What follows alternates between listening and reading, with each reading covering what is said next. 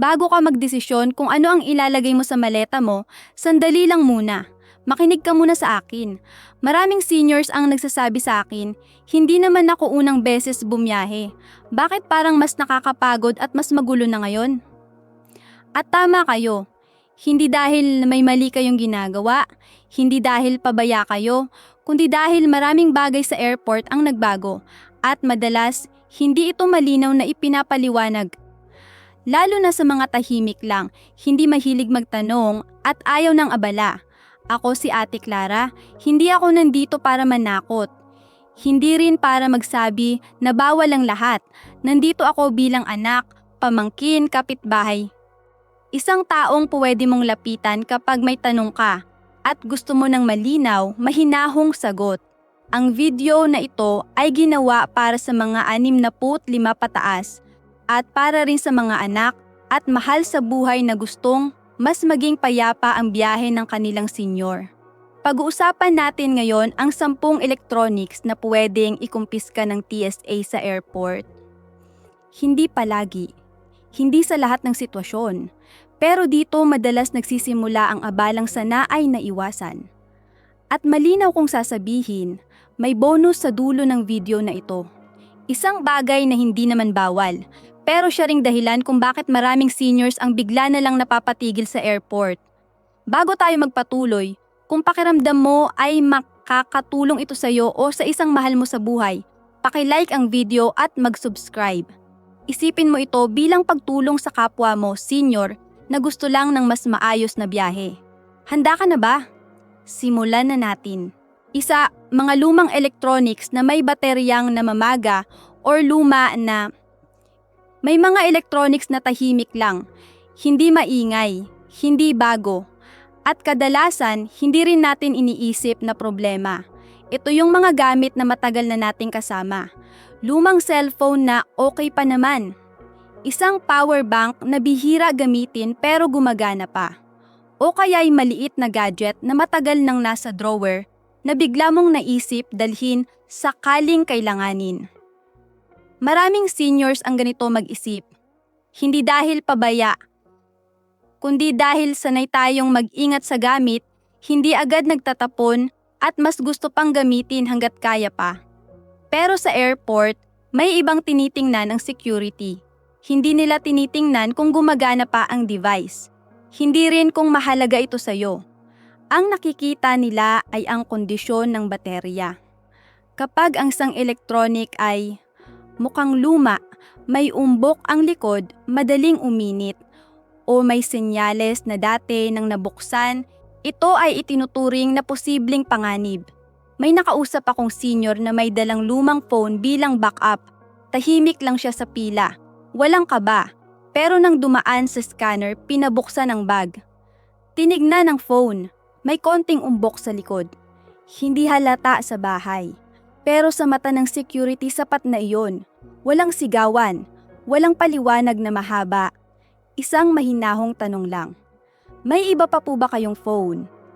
At doon niya napagtanto na ang matagal na niyang iniingatan ay siya ring kailangan niyang iwan. Hindi ito palaging nangyayari. Pero nangyayari. Ang mahalagang tandaan dito ay simple. Hindi lahat ng gumagana ay ligtas dalhin sa biyahe. Kung may electronics ka na, matagal nang hindi nagamit, may bateryang hindi na sigurado ang kondisyon, o mukhang may edad na rin mas mabuting pag-isipan muna bago isama. Minsan, ang pinakamaingat na desisyon ay ang iwan ang luma para mas maging payapa ang biyahe mo. At tandaan mo ito, hindi ka mali, hindi ka pabaya. May mga bagay lang na mas ligtas iwan bago pa man magsimula ang abalang ayaw nating maranasan. 2, mga electronics na inayos, tinapalan o binuksan na noon. May mga gamit na hindi natin basta-basta sinusukuan. Kapag nasira, inaayos. Kapag nabitak, tinatapalan. Kapag gumana ulit, ginagamit pa rin. Para sa maraming seniors, ito ay hindi kahinaan. Ito ay pagiging maingat. Paggalang sa bagay na pinagpaguran. At minsan, alaala rin. Pero sa airport, iba ang paraan ng pagtingin sa ganitong electronics.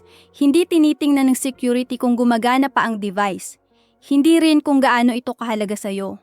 Ang tinitingnan nila ay kung nabuksan na ba ito noon, kung may senyales ng pag-ayos o kung may binago sa orihinal na itsura. Kapag ang isang electronic ay may tape, may lamat o basag ang casing, may parte na parang hindi na orihinal, or mukhang minsan nang binuksan at ibinalik ito ay itinuturing na tampered device. Hindi ito dahil masama ang intention mo. Hindi rin dahil bawal ang pag-aayos, kundi dahil sa mata ng airport security, ang isang device na binago na ay mas mahirap siguraduhing ligtas. Minsan, sapat na ang isang maliit na detalye, isang pirasong tape, isang basag na gilid, isang pindutang hindi na pantay. Hindi sila magtatanong kung sino ang nag-ayos. Hindi na rin kung kailan pa iyon nangyari. Kapag may duda, pipiliin nilang huwag sumugal. At dito nagsisimula ang abala. Ang mahalagang paalala ay ito. Ang maayos sa bahay ay hindi palaging maayos sa biyahe. Kung may dala kang electronic na ikaw mismo ang nag-ayos, dinala sa repair na hindi authorized, o matagal nang may tape or bitak, mas mabuting pag-isipan muna kung kailangan talaga itong isama. Hindi ito tungkol sa pagiging kuripot. Hindi rin ito tungkol sa pagiging mali. Ito ay tungkol sa pag-iwas sa mga tanong na ayaw na nating sagutin habang nakatayo sa pila. Minsan, ang pinakapayapang desisyon ay ang magdala ng buo, malinaw at walang paliwanag na kailangan. At sa airport, ang mga gamit na hindi na kailangang ipaliwanag ang kadalasang hindi rin nagiging problema. 3, mga rechargeable massager at heating pad na walang malinaw na label. May mga gamit na tahimik na tumutulong sa atin araw-araw, hindi para sa luho, hindi para ipakita sa iba, kundi para gumaan ang pakiramdam ng katawan. Isang maliit na massager para sa balikat, isang heating pad para sa tuhod o likod, madaling isuksok sa bag, madaling gamitin kapag masakit ang katawan matapos ang biyahe. Maraming seniors ang nagdadala nito at natural lang yon. Pero sa airport, may sandaling napapaisip ka. Habang nakapila, hawak ang bag, may dumadaan sa isip mo, okay lang kaya ito? Hindi dahil bawal, hindi dahil may masama, kundi dahil minsan walang malinaw na impormasyon ang mga gamit na ito. Kapag ang isang rechargeable device ay walang nakasulat na battery type, walang watt-hour o capacity label or mukhang generic, walang brand na hihirapan ang security na siguraduhin kung ito ay ligtas. Sa bahay, hindi mo yun iniisip, gumagana, hindi umiinit, hindi naman sumasabog, pero sa airport ang tanong ay hindi kung gumagana. Ang tanong ay kung mapapatunayan bang ligtas. May senior na nagsabi sa akin, hindi naman ako tinanong ng mahaba. Tiningnan lang. Tapos sinabing, pwede niyo po bang iwan ito? Walang galit. Walang sermon. Isang pagpipilian lang sa sandaling iyon. At doon mo mararamdaman ang bigat. Hindi dahil mahal ang gamit, kundi dahil sanay kang umaasa dito kapag masakit ang katawan. Parang iniwan mo ang isang maliit na tulong na gusto mo sanang dalhin. Ang mahalagang tandaan dito ay ito. Ang mga device na walang malinaw na label ay mas madaling pagdudahan. Kung may dala kang rechargeable massager, heating pad, o anumang comfort device, tingnan kung may malinaw na impormasyon sa likod o ilalim. Kung wala, pag-isipan kung kailangan talaga itong isama sa flight. Minsan, mas mabuting magdala ng mas simple, mas kaunti ang tanong, mas kaunti ang paliwanag, mas kaunti ang abalang haharapin. At sa biyahe, ang katawan ay mas gumagaan kapag ang isip ay mas payapa. 4, mga charger at charging dock ng hearing aid na walang malinaw na impormasyon. Para sa maraming seniors, ang hearing aid ay hindi luho. Ito ay bahagi ng araw-araw na buhay. Ginagamit sa pakikipag-usap, sa pag-intindi ng anunsyo at minsan sa pakiramdam na hindi ka na pag-iiwanan. Kapag bumibiyahe, natural lang na isama ang hearing aid at kasama nito ang charger o charging dock. Mahalagang linawin ito. Ang mismong hearing aid ay hindi problema sa airport. Ito ay medical device at pinapayagan. Ang mas madalas nagiging sanhi ng tanong ay ang charger o charging dock, lalo na kung ito ay rechargeable at walang malinaw na impormasyon. Kapag ang charger ay walang nakasulat na brand, walang battery specification, walang watt-hour o capacity label, or mukhang generic na adapter, nahihirapan ang security na matukoy kung anong klaseng baterya ang nasa loob nito. Sa CT scanner, ang mga charger na ito ay kadalasang lumalabas bilang maliit pero siksik na electronic block. Hindi ito automatikong bawal. Pero kapag hindi malinaw ang detalye, madalas itong pinapacheck ng mas mabuti. Hindi ito dahil masama ang intensyon mo, hindi rin dahil bawal ang charger. Ito ay dahil sa kakulangan ng impormasyon na kailangan ng security para makasiguro. Sa ganitong sitwasyon, may ilang posibleng mangyari. Bubuksan ang bag. Titingnan ng mas matagal ang charger. Tatanungin kung para saan ito. Minsan, pinapadaan din naman. Minsan, hinihiling na iwan muna kung hindi talaga malinaw ang detalye. Ang mahalagang paalala ay ito. Ang malinaw na impormasyon ay nakakatulong sa maayos na biyahe. Kung magdadala ka ng hearing aid charger, mas mabuting gamitin ang original charger. Siguraduhing may malinaw na label, iwasan ang sobrang luma o generic na model. Hindi para takutin ka, hindi para sabihing huwag mo itong dalhin, kundi para mabawasan ang oras ng paghihintay at maiwasan ang mga tanong na ayaw na nating sagutin habang nasa pila. Sa biyahe, ang mas kaunting paliwanag ay kadalasang katumbas ng mas tahimik at mas magaan na karanasan. 5. Mga electronic pill dispenser na may baterya. May mga biyahe na maayos ang lahat, maaga kang dumating, maayos ang pila, tahimik ang paligid, tapos may isang maliit na tanong na biglang lilitaw. Hindi mula sa'yo, mula sa bag mo, isang bilog na device. May oras, may tunog, may mga compartment sa loob. Hindi mo ito iniisip bilang electronic. Para sa'yo, isa lang itong paalala, isang tulong para hindi makalimot. Pero sa scanner, iba ang nakikita. May baterya, may motor sa loob. May gumagalaw na parte, may tunog na pwedeng mag-on anumang oras. Hindi ka agad pinahinto, hindi ka rin agad tinanong, pero binuksan ang bag. At doon mo mararamdaman ang kakaibang sandali.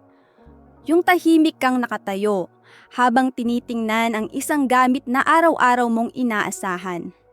Hindi dahil bawal ang gamot, hindi dahil bawal ang pag-aalala sa sarili, kundi dahil ang electronic pill dispenser, lalo na ang luma o generic na modelo, ay hindi agad malinaw sa mata ng security.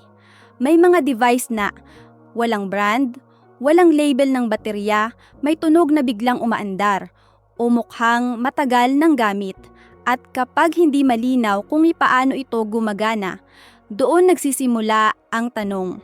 Sa puntong ito, gusto kong huminto sandali. Kung may dala kang ganitong device o kung naranasan mo nang mapahinto dahil dito, isulat mo sa comments.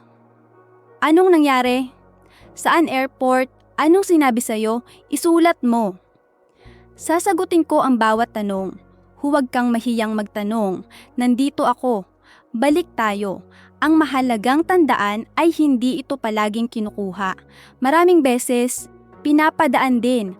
Pero kapag kapag walang malinaw na detalye, o kapag biglang tumunog sa maling oras, mas nagiging sensitibo ang sitwasyon. Kung may choice ka, gumamit ng mas simple, i-check kung may label ang device, o ilagay ito sa madaling ipaliwanag na lalagyan. Hindi para baguhin ang routine mo, kundi para ang biyahe mo ay hindi masira ng isang bagay na ang intensyon ay tumulong lang sana. 6. Mga cordless hair tools na may built-in na baterya. Hindi ito tungkol sa pag-aayos ng buhok. Hindi rin ito tungkol sa itsura. Mas madalas ito ay tungkol sa pakiramdam. May mga seniors na mas kampante kapag dala nila ang sariling gamit. Isang hair straightener, isang maliit na curling iron. Cordless, walang kabit, walang sabit. Madaling ilagay sa bag, madaling ilabas kapag kailangan. Sa bahay, walang tanong. Sa hotel, walang problema. Pero sa airport, may ibang usapan. Hindi dahil bawal agad. Hindi rin dahil lahat ay kinukuha, kundi dahil ang ganitong mga gamit ay may init at baterya sa iisang katawan. Kapag dumaan ito sa scanner, ang nakikita ay isang device na pwedeng uminit, pwedeng mag-on, at pwedeng hindi agad mapigilan kapag may nangyaring hindi inaasahan. Kung minsan, ang tanong ay simple lang, nakalock po ba ito? Maaari niyo po bang patayin? Pero kung ang device ay walang malinaw na safety lock, mukhang pwedeng mag-on sa loob ng bag o luma na at hindi na pantay ang pindutan, doon nagiging mas maingat ang security. May senior na nagsabi sa akin, hawak ko lang naman siya, hindi ko inakalang magiging issue. At tama siya, hindi ito iniisip bilang panganib. Isa lang itong personal na gamit na nagbibigay ng kaunting kontrol sa gitna ng mahabang biyahe. Pero sa mata ng airport, ang kombinasyon ng init at baterya ay palaging tinitingnan ng mas mabuti. Hindi ibig sabihin na huwag na itong dalhin. Ibig sabihin lang nito, may mga bagay na kailangang siguraduhin bago umalis. Kung cordless ang gamit mo, siguraduhin hindi ito madaling mag-on. Mas malinaw kapag may lock. Mas payapa kapag alam mong wala itong gagawin sa loob ng bag habang ikaw ay nasa pila. Minsan, ang mga gamit na nagbibigay sa atin ng ginhawa ay kailangan lang din ng kaunting paghahanda para hindi sila maging dahilan ng hindi inaasahang paghinto sa isang biyahe na gusto lang sana nating tapusin ng tahimik. 7. Electric toothbrush at electric razor. May mga gamit na halos hindi na natin napapansin. Araw-araw na riyan, bahagi ng routine, parang susi o relo, kapag wala, may kulang. Electric toothbrush sa umaga, electric razor bago umalis ng bahay. Tahimik lang silang gumagana, walang drama, walang iniistorbo. Kaya kapag nag-i-impake ka, natural lang na isama sila. Hindi mo man lang iniisip na electronics pala ang mga ito. Para sa'yo, pang-alaga lang sa sarili. Pero sandali lang, kailan mo huling tiningnan ang kondisyon ng toothbrush o razor mo? Hindi kung malinis ito, hindi kung gumagana, kundi kung ano ang itsura nito kapag hindi ka na ang tumitingin. Sa scanner, ang nakikita ay hindi pang-ahit o panglinis ng nangipin. Ang nakikita ay isang mahabang device na may baterya sa loob, may wiring at may motor na pwedeng mag-on. Kapag ang device ay bago, malinis at malinaw ang anyo, karaniwan ay walang problema. Pero kapag ito ay may bitak, may tape, mukhang matagal ng gamit, o may pindutang minsan ay kusa ng gumagalaw, doon nagiging mas maingat ang security. Hindi dahil bawal, hindi dahil masama, kundi dahil sa mata ng airport, ang isang electronic na mukhang pagod na ay mas mahirap pagkatiwalaan. May mga sandali na hindi ka pinipigilan. May mga sandali rin na bubuksan ng bag, hahawakan ang device at titignan ito ng mas matagal kaysa inaasahan mo. At habang nangyayari iyon, nakatayo ka lang. Tahimik, naghihintay. Hindi ito malaking abala, pero sapat para maputol ang ritmo ng biyahe. Ang punto dito ay hindi para takutin ka. Ito ay para paalalahanan ka na kahit ang pinakaordinaryong gamit ay nagiging iba ang tingin kapag nasa airport na. Minsan, sapat na ang pagiging maingat sa kondisyon. Minsan, sapat na ang pag-iwas sa luma at sira. At minsan, sapat na ang tanong sa sarili bago umalis. Kung hindi ako ang titingin dito, magiging malinaw kaya kung ano ito? Doon kadalasang nagsisimula ang mas tahimik na biyahe. 8. Vapes at e-cigarettes. May mga gamit na hindi na kailangang ipaliwanag. Alam na natin kung para saan. Alam na rin natin kung bakit dala natin. Minsan, hindi ito bisyo ang tingin natin. Isa na lang itong nakasanayan. Isang bagay na nagbibigay ng kaunting ginhawa, lalo na kapag mahaba ang biyahe at matagal ang paghihintay. Kaya kapag nag-iimpake ka, parang automatiko na lang, kasama ang charger, kasama ang device. Minsan, kahit hindi mo na maalala kung saan mo ito inilagay sa bag. Pero sa airport, ang ganitong klaseng gamit ay hindi tinitingnan bilang simpleng personal item. Ang vape ay may baterya, may heating element, may likido o cartridge. Tatlong bagay na kapag pinagsama ay palaging tinitingnan ng mas maingat. Hindi ito tungkol sa kung gumagamit ka o hindi. Hindi rin ito tungkol sa kung legal ito sa pang-araw-araw. Ang tanong sa airport ay mas simple. Nasaan ito inilagay at paano ito nakasecure? Dito madalas nagkakaroon ng problema. Kapag ang vape ay nailagay sa check-in luggage, mukhang pwedeng mag-on sa loob ng bag, may sira or exposed na parte, o may kasamang liquid na lampas sa limit, mas nagiging sensitibo ang sitwasyon. May mga pagkakataon na tahimik lang itong tinatanggal.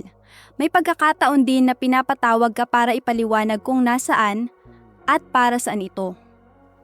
At sa puntong iyon, maraming seniors ang napapaisip. Ilang beses ko na itong dinala dati. Bakit ngayon lang naging issue?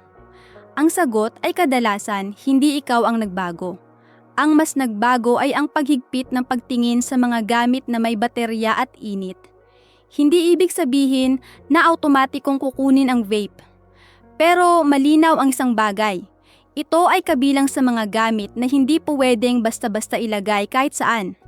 Kung may dala ka nito, mas mahalagang alam mo kung saan ito naroroon, kung naka-off ba ito ng maayos at kung hiwalay ba ang liquid ayon sa tamang sukat. Minsan, ang kaunting kaalaman ay sapat para maiwasan ang sandaling nakatingin ang lahat habang binubuksan ang bag mo.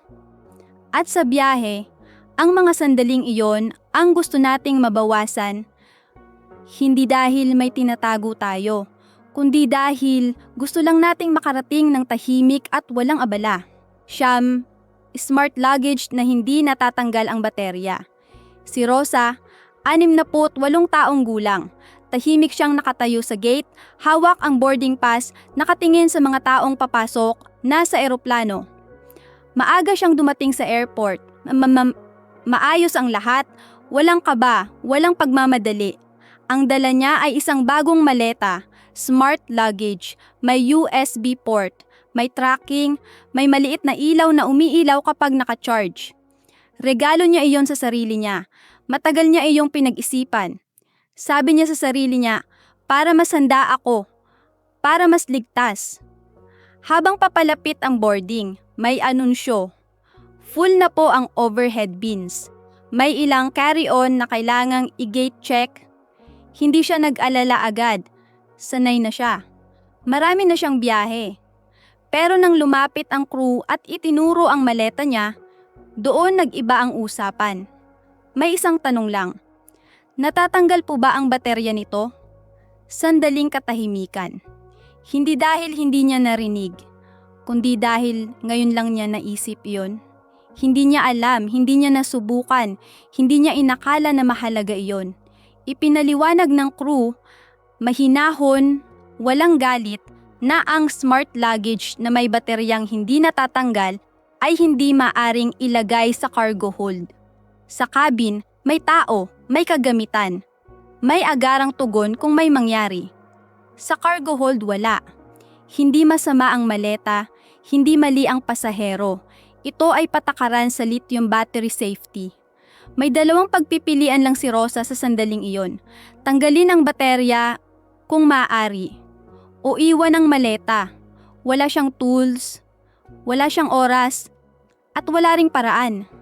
Tahimik lang ang sandali. Walang drama, walang sigawan.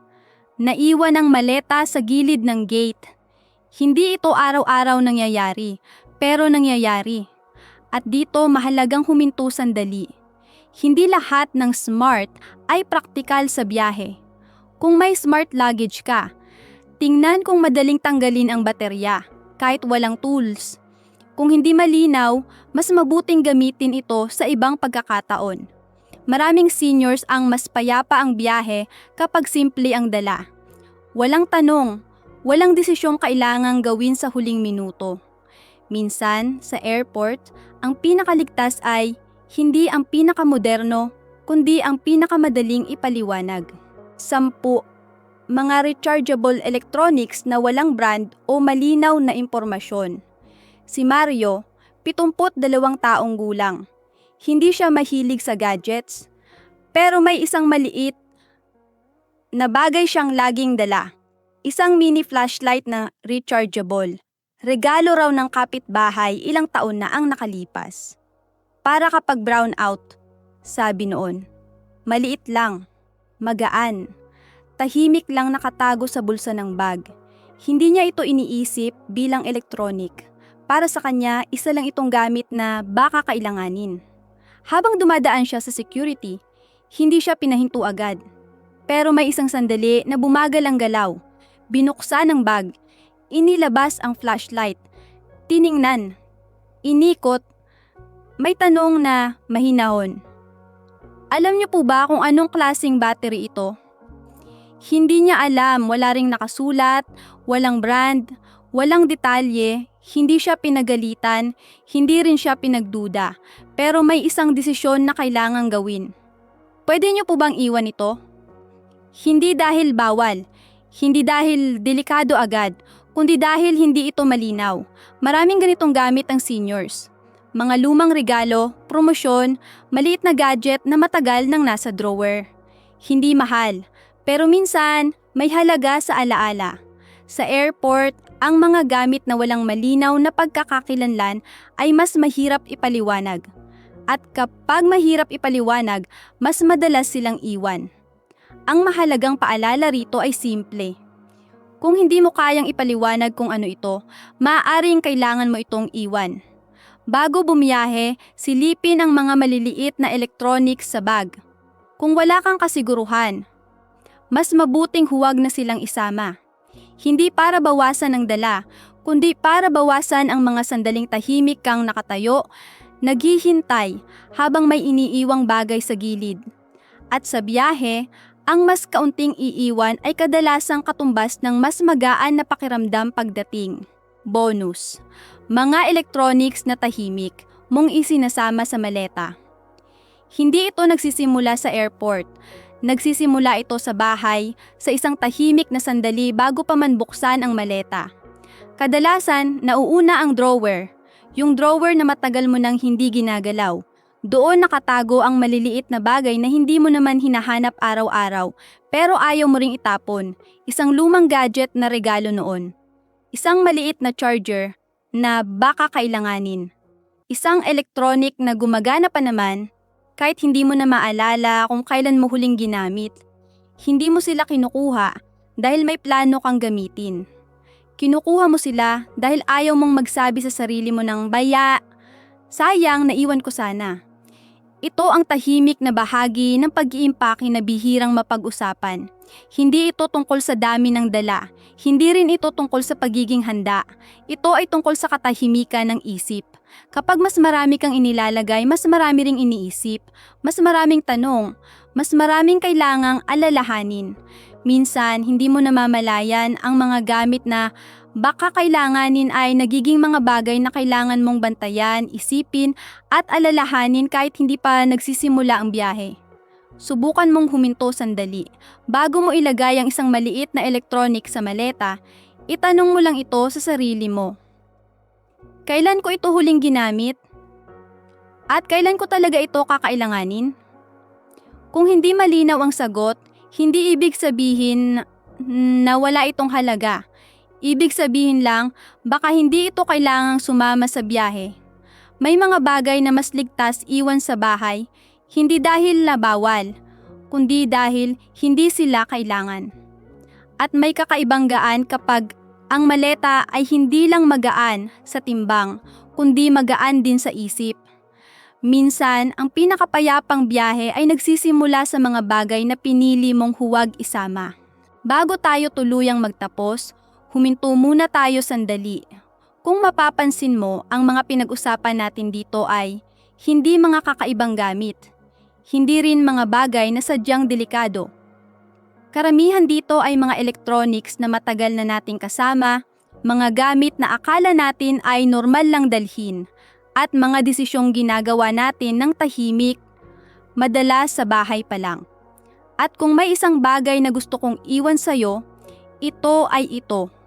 Hindi ka nag-iisa sa mga karanasang ito. Maraming seniors ang nakakaranas ng parehong pagkalito, parehong tanong, at parehong sandaling biglang humihinto ang biyahe. Ang kaibahan lang, ikaw ngayon ay mas handa. Kung may isang bahagi ng video na napaisip ka, napatango ka, o napangiti ka dahil parang ikaw iyon, gusto kong hilingin sa iyo ang 3 bagay. Una, paki-like ang video na ito. Hindi para sa akin lang, kundi para mas marami pang seniors ang maabot ng ganitong klaseng paliwanag. Pangalawa, mag-subscribe ka. Hindi ito isang beses na usapan. Marami pa tayong pag-uusapan tungkol sa biyahe, sa airport, at sa mga bagay na mas magiging madali kapag may nagpapaliwanag ng dahan-dahan. At pangatlo, isulat mo sa comments ang tanong mo o ibahagi ang naranasan mo. Sasagutin ko ang bawat isa. Walang maliit na tanong dito. Kung may kilala kang senior, magulang, kamag-anak, kaibigan, paki-share ang video na ito. Baka ito na ang paalala na kailangan niya bago bumiyahe. Ako si Ate Clara. Salamat sa pakikinig at sana sa susunod mong biyahe, mas payapa ang isip mo mula umpisa hanggang dulo.